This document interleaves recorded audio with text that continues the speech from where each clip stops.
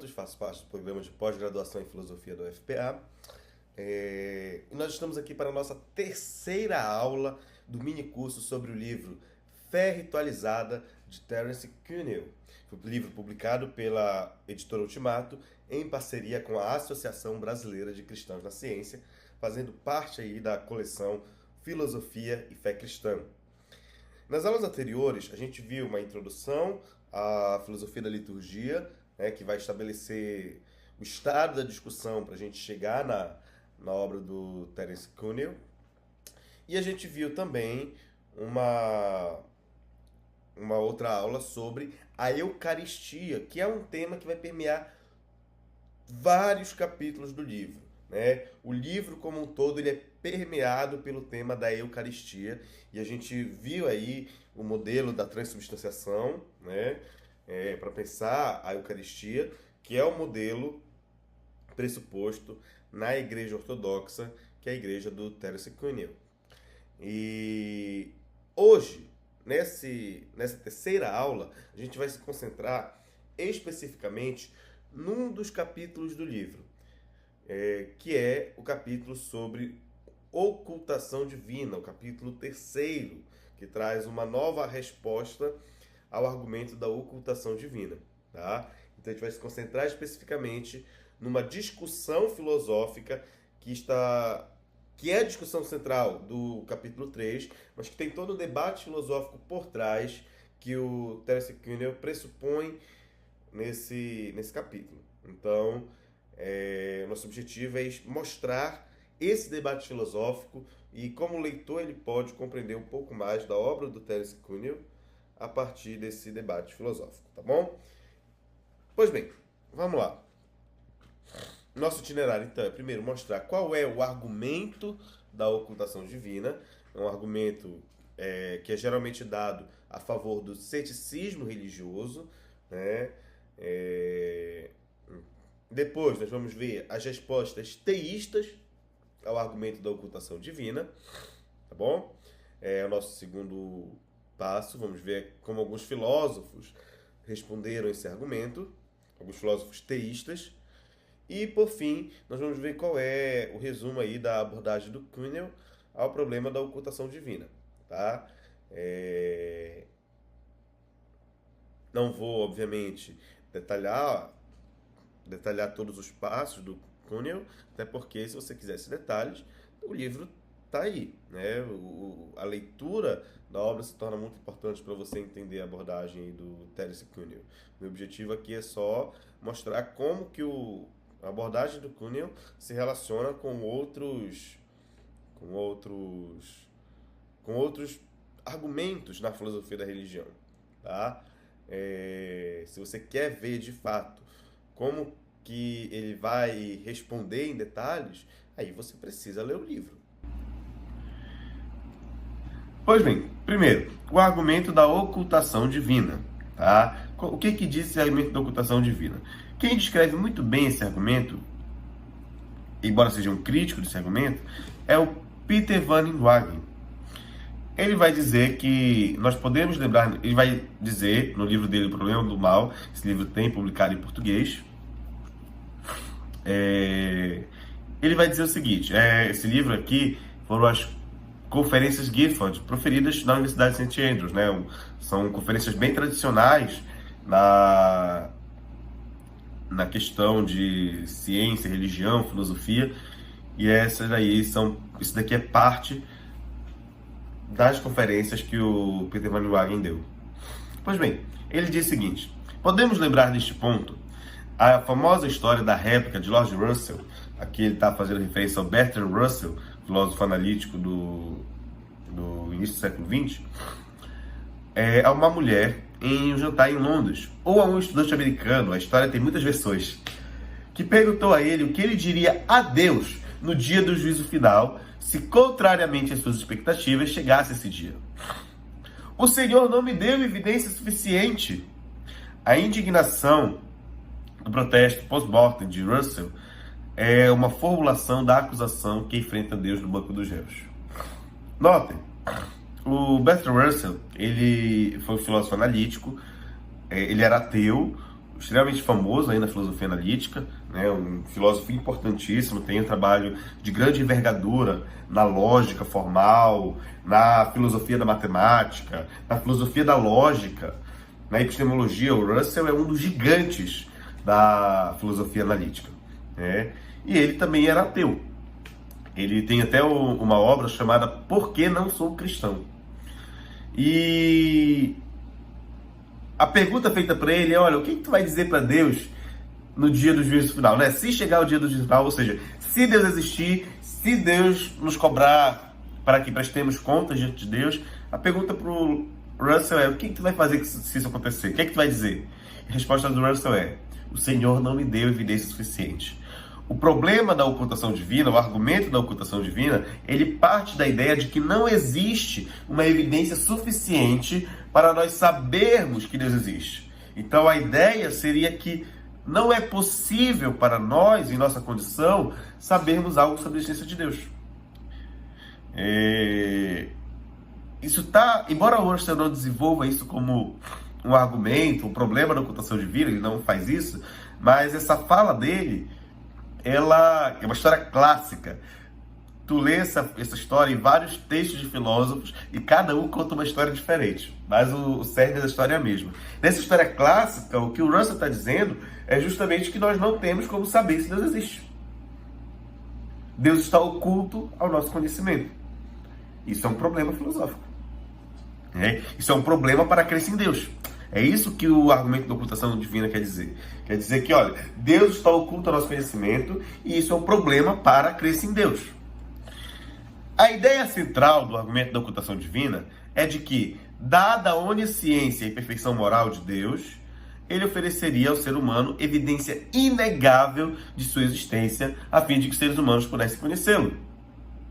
Então, Deus é perfeitamente bom, Deus tem todo o conhecimento, e então ele vai dizer: então eu vou dar ao ser humano uma evidência inegável da minha existência, para que o ser humano possa me conhecer. É isso que o argumento da ocultação divina pensa. Então, Deus necessariamente teria de dar esse conhecimento ao ser humano.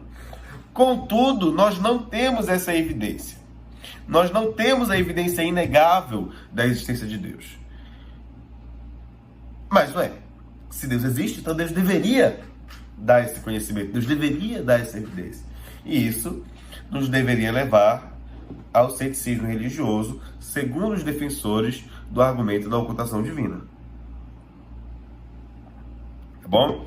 O principal defensor desse argumento é justamente o John Schellenberg. Eu coloquei aí uma imagem do John Schellenberg. Ao longo de boa parte da carreira filosófica do Schellenberg, ele tem desenvolvido esse argumento da ocultação divina e cada vez mais ele tem tentado aperfeiçoar esse argumento, né? Então, assim, é um argumento que tem sido debatido aí há algumas décadas e o principal debatedor aqui é o Schellenberg. E aí ele faz o seguinte argumento. Esse argumento ele está, inclusive, nessa formulação, ele está presente lá no livro Fé Ritualizada, no capítulo 3, tá bom?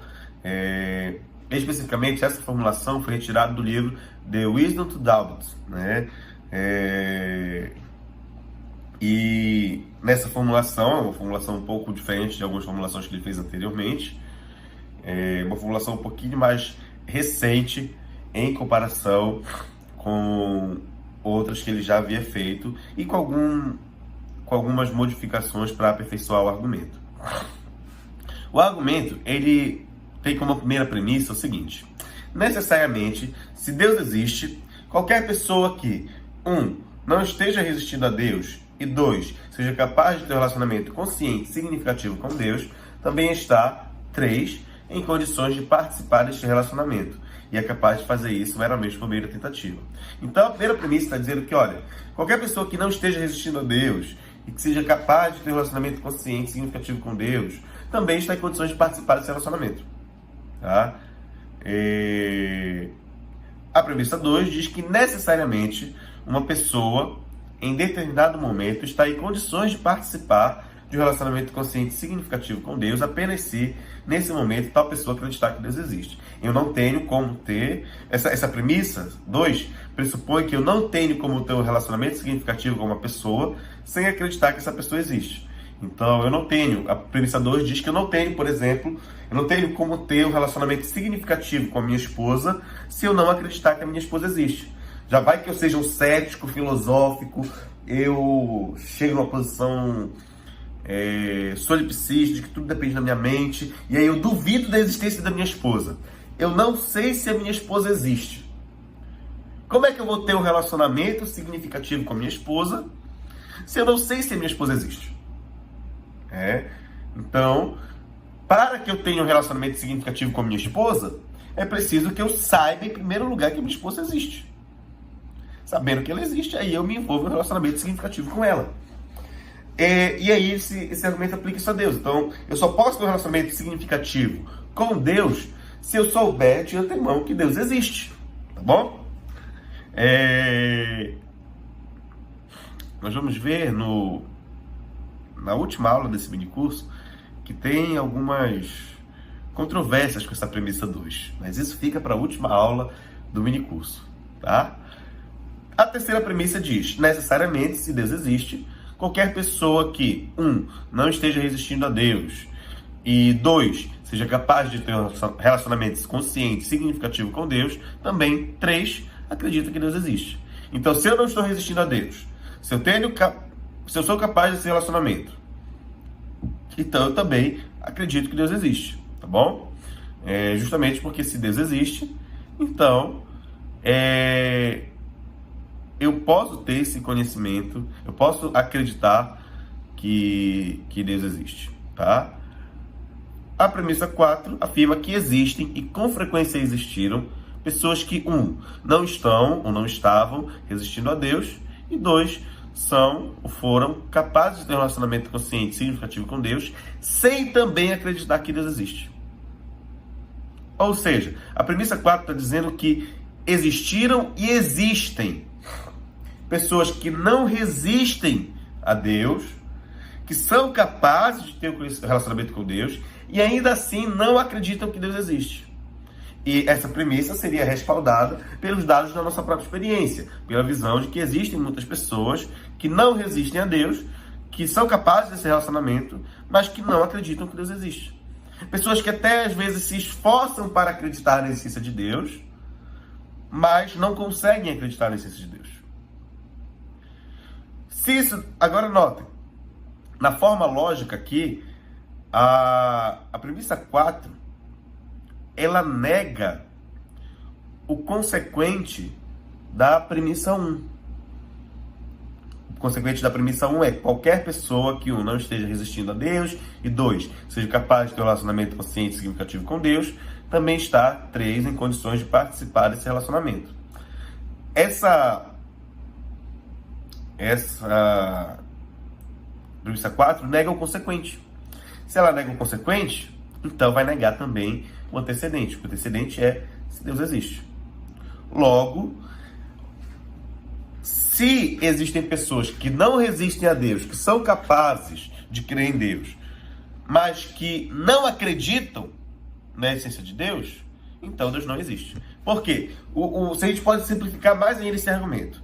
O argumento, de maneira mais simplificada, ele pode ser algo do tipo, olha, se Deus existe, então qualquer pessoa que não esteja resistindo a Deus, que seja capaz de ter esse relacionamento com Deus,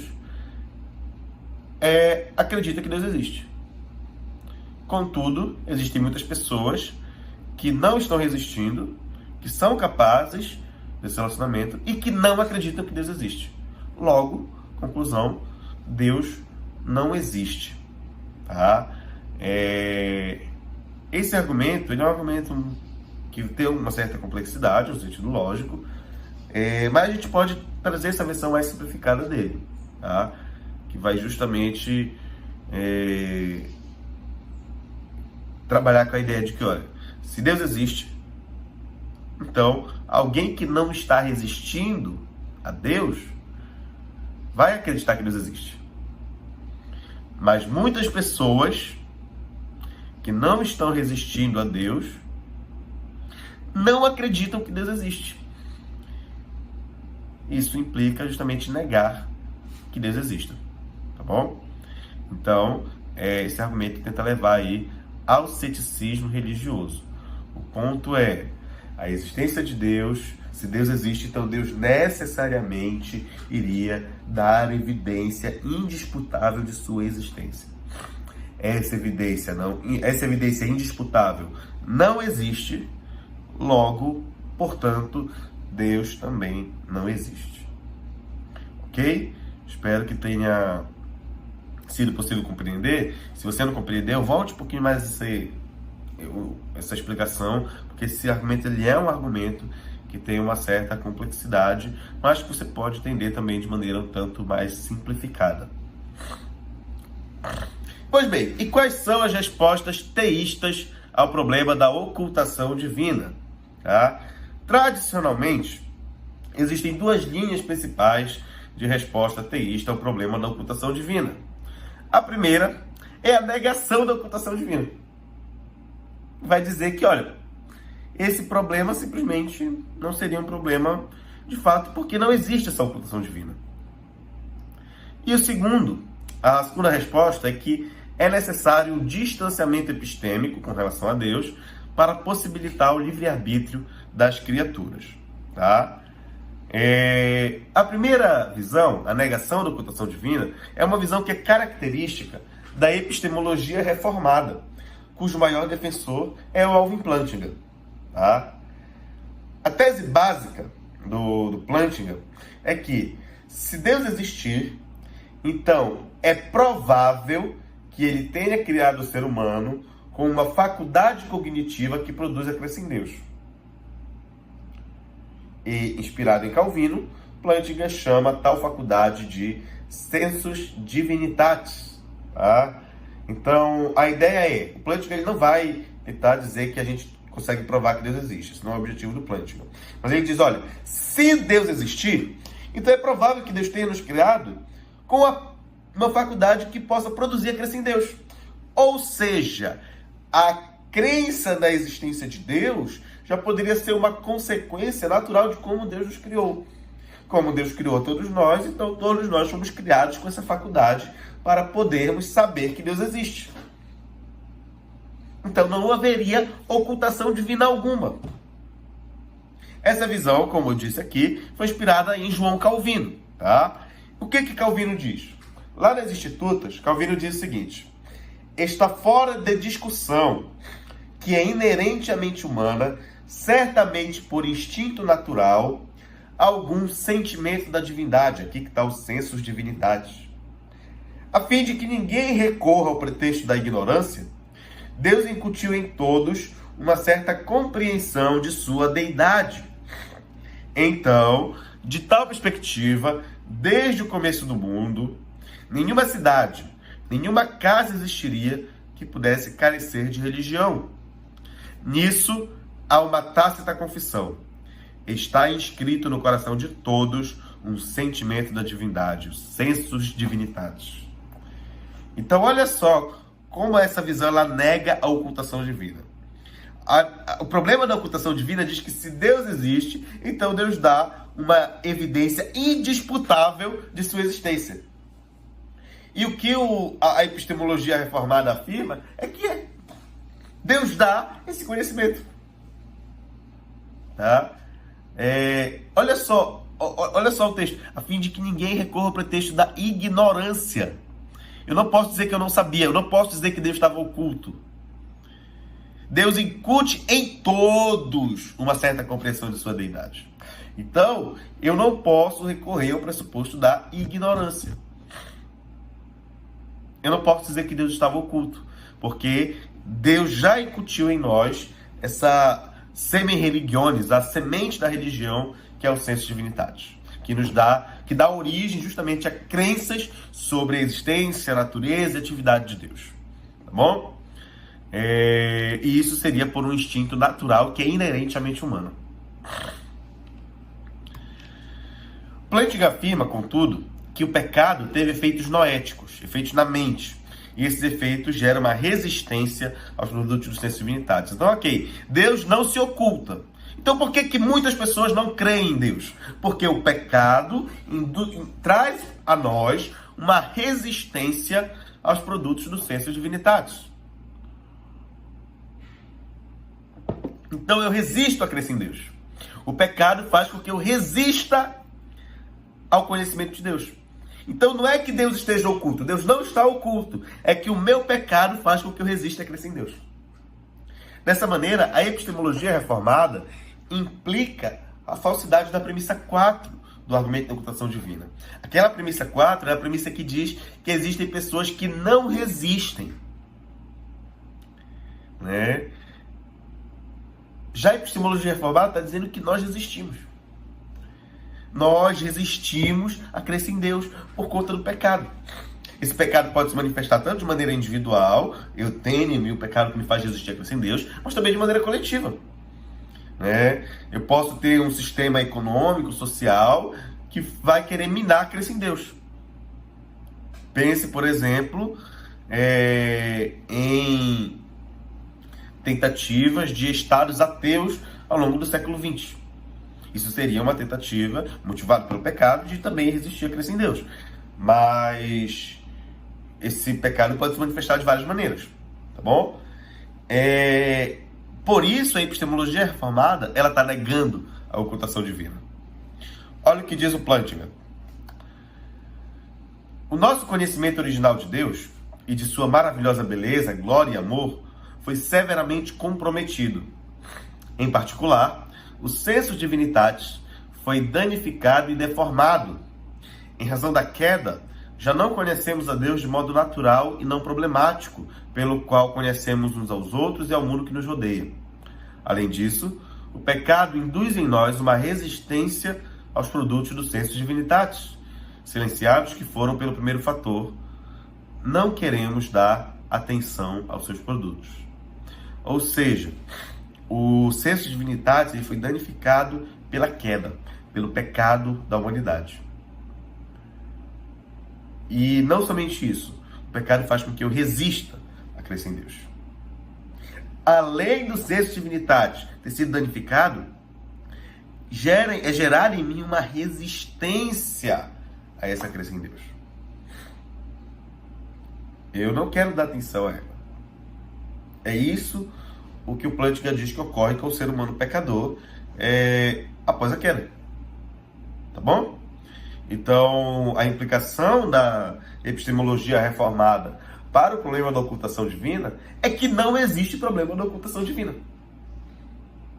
Justamente porque Deus não se oculta. Na verdade, é o meu pecado que me faz resistir a Deus. Ok? A segunda maneira de lidar com o problema da ocultação divina é o distanciamento epistêmico. Essa visão está presente em vários autores. Um dos mais destacados é o Richard Swinburne. Richard Swinburne, filósofo de Oxford. Tá? De acordo com Swinburne, a ocultação divina é necessária para possibilitar uma distância epistêmica de Deus, a fim de que o ser humano tenha uma escolha livre entre o bem e o mal. Então, por que Deus ele se oculta em alguma medida? Deus dá uma evidência, obviamente. O Swinburne ele tem um trabalho grandioso aí de trazer evidências cumulativas a favor da existência de Deus. Então, Deus dá uma evidência, mas essa evidência ela não é assim totalmente indubitável.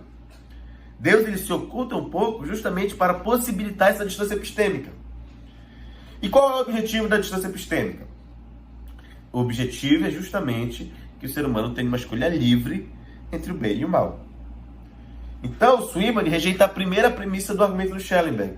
A primeira premissa diz que, olha, se Deus existe, então necessariamente isso vai implicar, aí junto com a segunda premissa, isso vai implicar que as pessoas que não resistem podem crer, podem acreditar na existência de Deus. Mas o Swinburne está negando isso. O Swinburne está dizendo, olha, se Deus existe, ainda assim é possível que Deus se oculte. Porque Deus talvez queira que haja uma distância epistêmica entre a humanidade e Deus, a fim de que o ser humano tenha uma escolha livre entre o bem e o mal. Tá? Mas por que a distância epistêmica seria necessária para uma escolha livre entre o bem e o mal. Swinburne tem um argumento? Tem. Swinburne vai dizer o seguinte: ora, se adquiro uma consciência profunda da presença de Deus, então eu vou me tornar profundamente consciente de que, se faço ações ruins, e especialmente ações erradas, o Criador perfeito irá fortemente desaprová-las. Eu inevitavelmente farei o bem. Então o saldo da inclinação será no sentido do bem, e não haverá uma escolha livre entre o bem e o mal. Nós precisamos da distância epistêmica de Deus a fim de termos uma escolha livre entre o bem e o mal. Qual é o argumento básico aqui que o Swinburne está dando? A ideia é: pense você com a sua mãe. Você não quer desagradar sua mãe porque você sabe que você vai ser punido se você desagradar sua mãe. Você vai, sei lá, Estou falando com pessoas que são adultas, né? Mas pense quando você era criança. Quando você era criança, você tinha medo da sua mãe lhe bater, você tinha medo da sua mãe tirar alguma coisa que você gostava, você é proibido de brincar na rua, né? Hoje eu sou professor no ensino fundamental e hoje eu vejo meus alunos com medo da mãe tirar o celular, né? Os alunos são viciados no celular. Então você fica com medo da sua mãe. Só que note, se ela está o tempo todo ali lhe observando, então qual é a sua tendência? A sua tendência vai ser fazer o mal ou vai ser fazer o bem? Fazer o bem. Porque você sabe que a sua mãe está lhe observando, você tem uma consciência muito vívida disso, e você sabe que se você fizer o mal, você vai ser punido. Sua mãe vai lhe bater ou sua mãe vai tirar alguma coisa de você, vai deixar de castigo.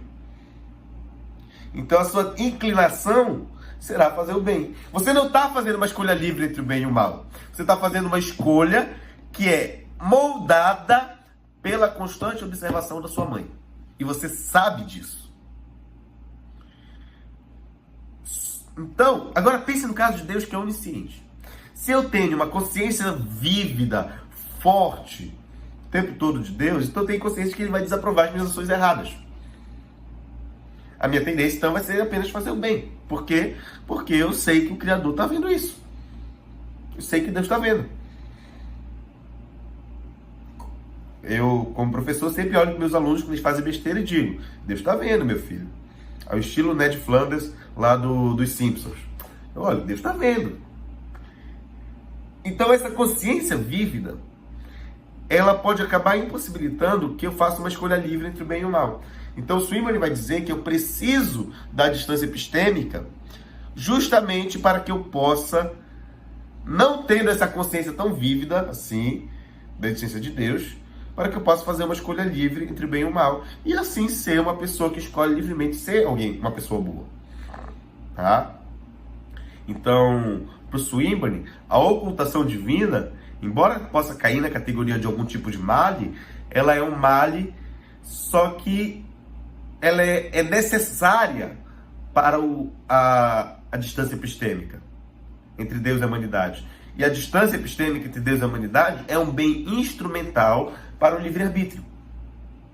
Então, o livre-arbítrio é possibilitado por essa distância epistêmica entre Deus e a humanidade. É essa a visão que o Swinburne tem. Vários outros autores vão carregar uma visão do tipo. Tu pega, por exemplo, John Hick, né? John Hick, embora ele tenha uma visão bastante diferente acerca de como vai funcionar a criação do ser humano, enfim, a relação disso com a doutrina da queda, o John Hick ele parte dessa ideia também de que deve haver uma distância epistêmica para possibilitar essa escolha livre. Né? Então, inclusive possibilitar também, no caso do John Hick, a questão do aperfeiçoamento, que é algo que o Swinburne não vai focar tanto, embora ele mencione de passagem, mas ele não vai focar tanto. Então, essa visão de que a distância epistêmica ela é necessária é algo presente também em outros autores, mas o principal deles aqui que a gente pode citar é o Richard Swinburne, tá bom? Por fim, vamos ver um pouquinho da abordagem de Kuhnel ao problema da ocultação divina. Novamente, eu vou apenas pincelar aqui e relacionar um pouco com uma outra visão da filosofia da religião, mas você quer ver o detalhe, assim, de como ele vai abordar, leia o livro. De acordo com o Cuneo, o argumento de Schellenberg depende da ideia de que, se Deus se mantém oculto, então ele não tem um amor admirável por todas as pessoas, muito menos um amor perfeito. Então a ideia seria que a ocultação divina, ela comprometeria a bondade e o amor de Deus. Contudo, o Cuneo, ele nota que esse pressuposto é problemático. Uma pessoa benfeitora pode escolher o anonimato diante de outra pessoa por conta de fins momentâneos que beneficiem essa outra pessoa. Então, suponha, por exemplo, que uma pessoa fez um certo bem para mim, sei lá, suponha que eu estava endividado e eu tinha pedido dinheiro emprestado para agiotas, e vários agiotas estavam ali me ameaçando de morte, né? E aí uma pessoa benfeitora foi lá e pagou a dívida e salvou a minha vida dos agiotas.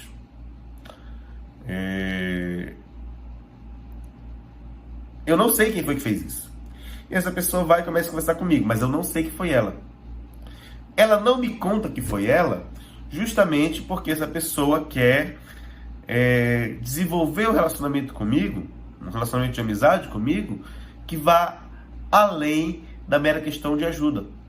Se ela me dissesse logo, fui eu que paguei a sua dívida, eu poderia, ao invés de desenvolver um relacionamento gradual com ela, de amizade, eu poderia simplesmente manter um relacionamento de dependência, que talvez não fosse bom. Mas aí, Mas aí talvez nesse caso seja melhor a pessoa com um amor admirável, talvez seja melhor ela se ocultar.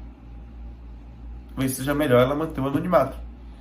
Porque isso daí não poderia ser verdade também no caso da relação entre Deus e a humanidade, né?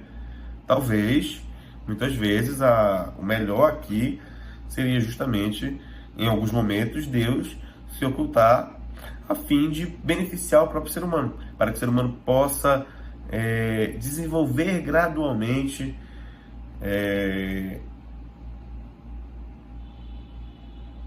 coisas que vão ser necessárias para que possa no futuro ter um bom relacionamento com Deus.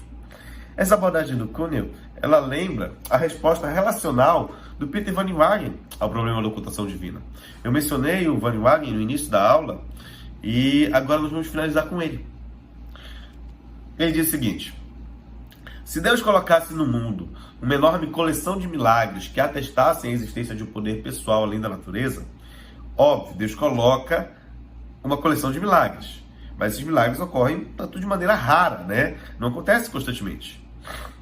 Para uma pessoa que ressuscita no mundo, outros milhões estão morrendo.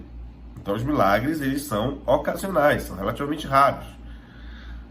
Se Deus colocasse no mundo uma enorme coleção de milagres que atestassem a existência de um poder pessoal além da natureza, essa ação não nos transmitiria simplesmente a mensagem de que o que é desejado de nós seria...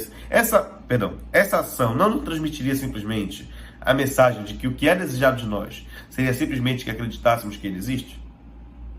Então ele está dizendo, olha, se Deus simplesmente quisesse evidenciar sua existência através dos milagres, ele poderia fazer isso.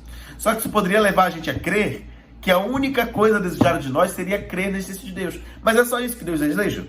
Deus deseja apenas que a gente creia que ele existe? Óbvio que não. O diabo crê que Deus existe. O desejo de Deus para a humanidade não é apenas que a humanidade creia que Deus existe. Aí continua. Se for assim, a enorme coleção de milagres não só seria inútil do ponto de vista de Deus, mas também seria possivelmente danosa. Um impedimento para colocar seu plano de reconciliação em ação. Deus tem o plano de reconciliar consigo o mundo, porque, como diz o apóstolo Paulo em 2 Coríntios, Deus estava em Cristo reconciliando consigo o mundo. Esse ministério da reconciliação é otorgado aos apóstolos. Então, essa enorme coleção de milagres faria a gente acreditar que a única coisa que Deus quer é que a gente acredite nele. Mas não é a única coisa. Deus quer que a gente se arrependa dos nossos pecados. Deus quer que a gente tenha fé. Tenho um relacionamento genuíno que vai ser desenvolvido aos poucos a partir justamente da obra de Cristo. E Deus quer que a gente livremente possa se arrepender dos nossos pecados, olhar e dizer, não, eu fiz besteira, eu cometi pecados, mas eu preciso da graça. E talvez, então, a ocultação divina seja necessária para isso. Claro, não é uma ocultação para sempre, mas seria algo temporário para executar determinados fins que beneficiem também a humanidade, tá bom? Basicamente, essa é a resposta do Peter Van Inwagen, que tem alguma ressonância aí no Terence Cunningham.